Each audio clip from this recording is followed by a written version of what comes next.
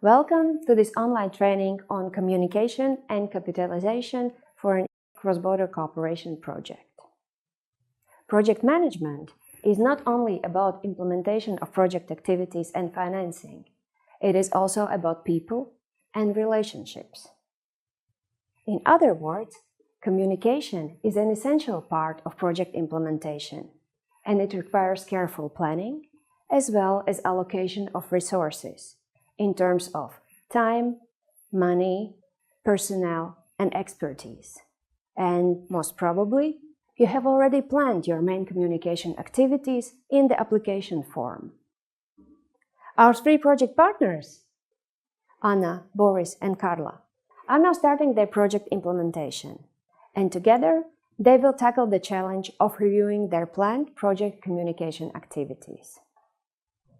But before having a look at how they are dealing with it, let me recall that when talking about communication, we refer to a general framework consisting of three interlinked components.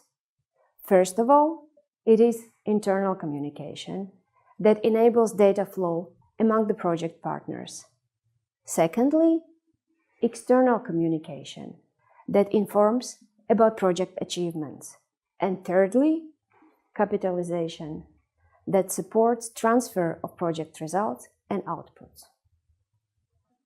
Smooth project management requires efficient internal communication. You should ensure that all partners have the same degree of reliable, timely, and accessible information, as this will increase their co-ownership of the project. Well, it's true we need first to regularly communicate between us in order to be properly informed on project advancement before communicating to the others. We'll need to draft written procedures to deal with communication flows. Who informs whom, how, on what, and when. We could use so many options for internal communication. I'm thinking about Skype, joint calendars, online collaboration platforms for file sharing. There are many tools that you can use, and we have already mentioned some of them in our videos on partnership and on project management and monitoring. But regardless of the tools that you use, don't forget to keep track of your internal exchanges. And in case you have meetings or calls, put in a written form, for example, in an email, main decisions, to ensure shared understanding. So, are you now ready to tell your project story to the world? Okay, don't be scared. You have already defined the main elements of the communication plan at the application stage. But now, our partners will have to develop a detailed communication plan. Let's see how they deal with it. In order to go into the practical details of our communication plan, we could use the same log frame approach followed for the overall project. I mean, we should develop a matrix where for the main objectives we'll identify key communication messages, activities, outputs, people and organizations that are our target groups. Good idea indeed, but we will need also monitoring indicators in order to know whether our communication plan is successful. I'm thinking, for instance, about how many participants will attend our events or how many visitors will be on our website. We've already included some indicators for the communication activities in our project log frame. Well, mind also about the qualitative indicators that will help you to see if your messages have reached the relevant target groups. True, but then we'll need to foresee some additional measurement tools such as interviews, online surveys. We may need additional efforts. Let's also have a look at the activities we planned for our first year. Wow, quite a dense workload indeed. Launching our project website a couple of months after the project start, organizing 3 public events, publishing at least 3 press releases. Wait! Are you sure that this plan is still valid? Most probably, you need to review it in accordance with the overall updated work plan of the project. It is crucial that in this process, the project manager and the communication manager work closely together. They both need to join their efforts in planning the project implementation as well as communication about it. Once again, we were smart, and in our planned budget as lead partner, we have foreseen hiring a communication manager who should officially join our team in the coming days. She has already been provided with all the project documents. Happy to hear about her, but do you think she will be able to manage all the workload alone? Good point. Indeed, the communication manager will need to ensure effective communication on the project achievements. She will also coordinate all project communication activities and ensure that they are in line with program requirements concerning visibility. And in order to do so, she will need support from all partner organizations. True. Within the Regional Council, we have a communication department, and I will see who in it could be appointed as communications expert.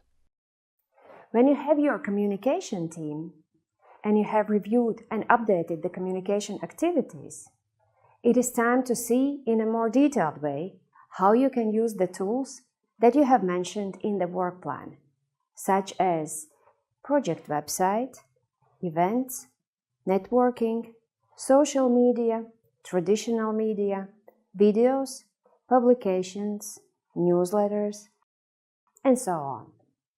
In our communication plan, we have identified a wide and diversified range of people and organizations as our target groups. But now we have to see how to reach them. Our best bet is social media, as they are low cost, fast, provide real-time information and interaction. They can bring an increase of traffic to our website and offer a good possibility of linking and networking with relevant actors. But first, we should agree on the messages we want to convey. And in my opinion, first of all, we need to define 2 to 3 key messages, which are short, simple, and give a clear idea of what the project is about.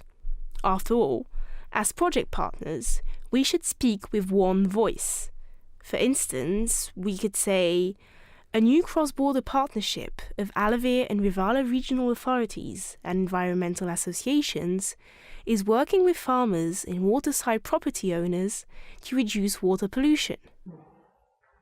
Very good.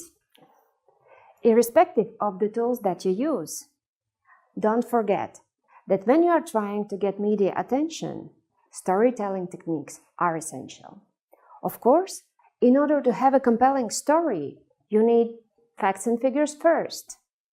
However, remember to stress the human aspect when you are talking about your project achievements. And last but not least, the implementation documents produced by your program, as additional requirements may apply to project visibility and communication. Now, a project not only has to deliver and communicate its outputs and results, it also has to capitalize them. What does it mean? Well, let me give you a concrete example.